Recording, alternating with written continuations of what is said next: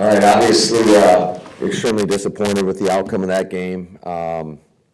Just, it was I would say, a kind of a sloppy game all in all. Had far too many miscues. We knew going into the game that you better win the ball. And we had the two turnovers that one of them certainly led to points. The other one, we busted a protection, and as we're driving in the second half and coughed it up there. And then at the end of the game, that's squarely on me. Just got caught in a situation where we were planning on going for it, and they felt like Brandon could make that field goal. And hindsight's 20/20. I wish I wouldn't have taken the time out because it gave him obviously way too much time to go down and operate. So, like I told the team, I mean that's on me. That can't happen. So it's just we got to wipe this as soon as possible. Like it's a new season now. It's everybody's 0-0. We knew we were going to have to go on the road, so we're going to have to go on the road to Philly, and we'll figure out what day we play, and we'll have a plan in place. But obviously, very disappointed right now. Could you, Jordan, have gone back? That timeout on third down before you ran it? Yeah, you could have. I mean, we thought we had something going, with some of the no huddle stuff, just pounding the ball in there. They were in 3-week. We didn't get the Z to motion across, so we were kind of out leveraged there, and then we lost yardage. So wasn't anticipating that, but that was the circumstance, and that's why I called the timeout, because we went backwards. Because I was planning on going for it right there. Have gone back in and you just hold him out as a precaution? Yeah, he was good to go back in. In fact, we thought that there was a chance that he was going to have to go back in the game because Malik got his thumb hit and he couldn't really feel it. So, but I thought Malik went in there and I thought he played tough, man. I thought he did a lot of good things. He gave guys an opportunity. Malik Heath came through with some big catches. Jaden Reed made some big catches. All those guys competed, and that's why it's just so disappointing because I felt like our guys went out there and they played hard, and I thought our defense for the most part dominated. But when you give up a return for a touchdown and then they get a short field like they did in that first half, that's just too much. Before their field goal, it looked like you guys were given the middle of the field there. What's the time limit on when, Typically, it's 12 seconds. That's usually what we go by. 3rd and 15. I wasn't anticipating them getting a slant for however 20 yards or whatever it was, and they went down. We weren't slow off the pile, and they were able to clock it. And so, all in all, it's bad ball. An idea of how serious Christian's knee is? Yeah, I'm not super confident about that right now. So how do you, in the grand scheme of things, it doesn't matter because of the playoff seeding and all that, but how do you get these guys turned around in a hurry and kind of reset? Yeah, I think that, that's just the nature of this beast. Is certainly didn't want to go into the playoffs like this, but that's our circumstance, and so we got to be tough-minded and got to be critical, and we got to flip the script as soon as possible and move on to the next game. And like I said, it's a whole new season, and if we know we got a tough road in front of us, but I think got one that guys are going to attack for sure. Matt, you strip away all the crazy stuff that happened today, but the first couple of drives with Jordan when everybody's in the game and you just can't seem to get anything going in the passing game. Just from your observation, what is going wrong with the pass game? Yeah, it hasn't been good. I mean, credit them. They did a nice job. And it is extremely frustrating right now. So I think that's something that we're going to have to take a deep dive into, and we have been. It's not like it's anything new, but we got to do a better job.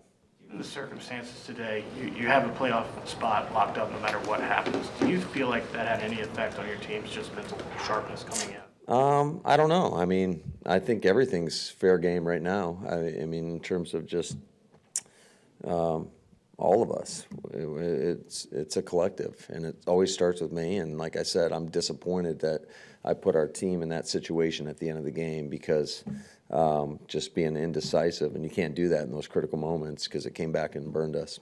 Matt, you talked about how Jordan would have been good to go to return. What was the balancing act of deciding whether or not he did return?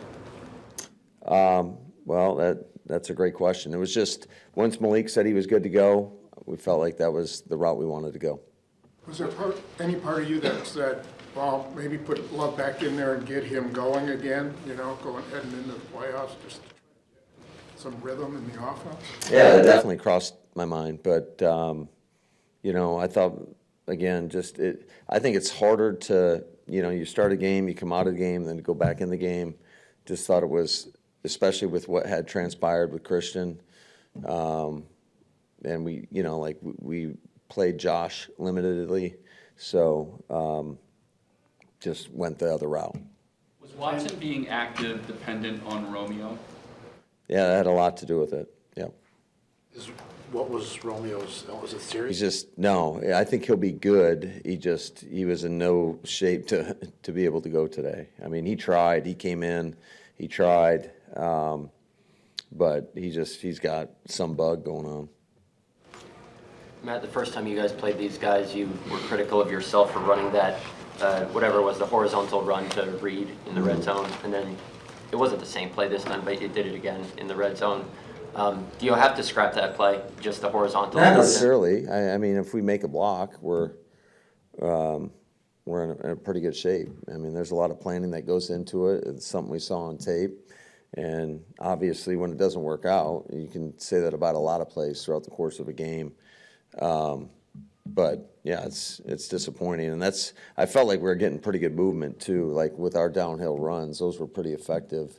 That's why we called one towards the end of the game, and just didn't get the right communication into the guys. The script for Josh pretty much go according to plan, pull him early second quarter like you did.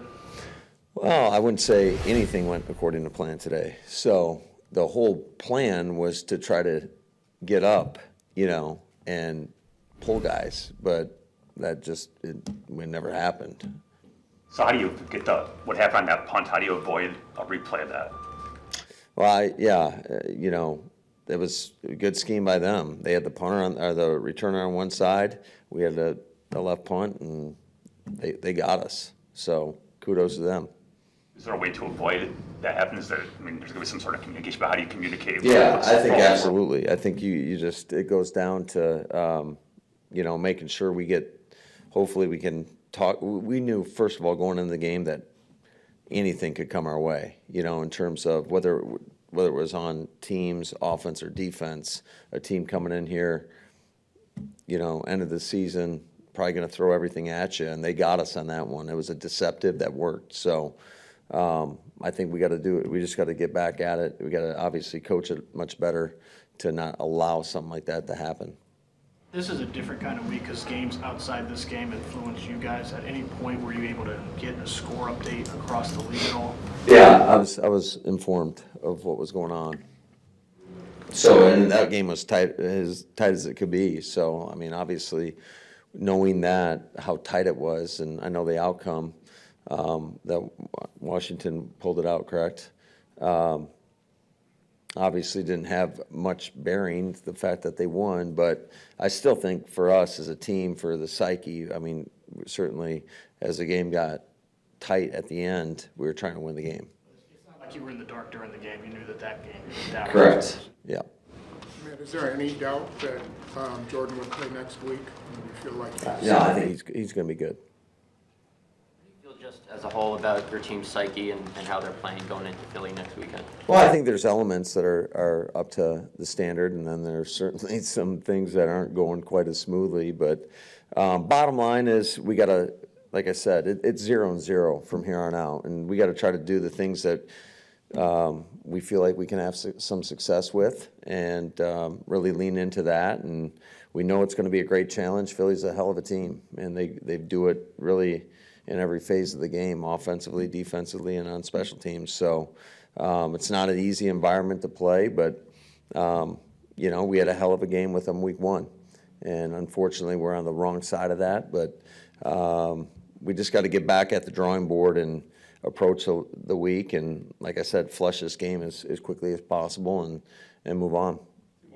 So Matt, aside from the X's and O's of getting things fixed, How do you deal with your team's psyche? You were rolling pretty good last year going into the postseason. You could feel the momentum.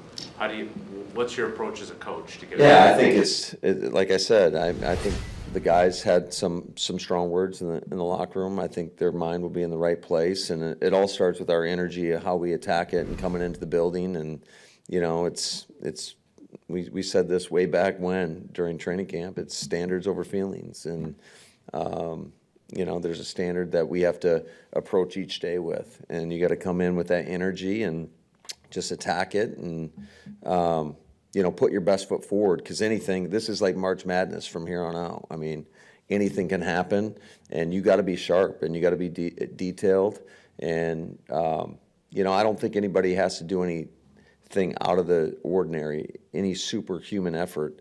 It's just guys got to be dialed in and doing their responsibility. We always talk about doing your 1/11th, and it's so true in these playoff games, because the margins are thin enough in this league as it is. I mean, each week it can go either way. But I would say specifically with the playoffs, when it comes to that, the energy, you got to stay focused, you got to stay dialed in, you got to play it like truly play each play as if it were your last. And that's the approach that we got to take. And we got to have a great week of preparation, no doubt about it. Guys got to rest up. We got to recover. You know, some guys are pretty beat up right now. And who knows when we play. So that could affect things as well. But just everybody has to handle their business, take care of what they need to take care of. And we got to go, you know, put our best foot forward. You'll get lost in this, but McManus, how great a weapon he is. Yeah, he's been huge. Like I said, I mean, you know, if I would have had no thought about him kicking that, what was it, 55? You know, I wouldn't have called the timeout. But obviously, it was a little hesitant there, and that's why I got to be better, more on the same page with exactly where we were, and you know, because then I don't think the result is what it is right now. Point play. Did you like the play? And then Yeah, we knew they were going to be red too, and that's exactly what they were. We tried to set Jaden Reed right over the ball before the backside backer. We flushed it for strong before the backside backer got there, and there was a hole there for him, but it didn't work out. his hand? Yeah. I think his hand got hit on the play before, or on that bomb to Malik Heath. And Malik, I can't say enough of great things about him. Just to be in that moment, to make that type of catch, it just shows you how much depth we have at that position. Because there's been games when he hasn't dressed this year, and hopefully that gives him and us a lot of confidence moving forward.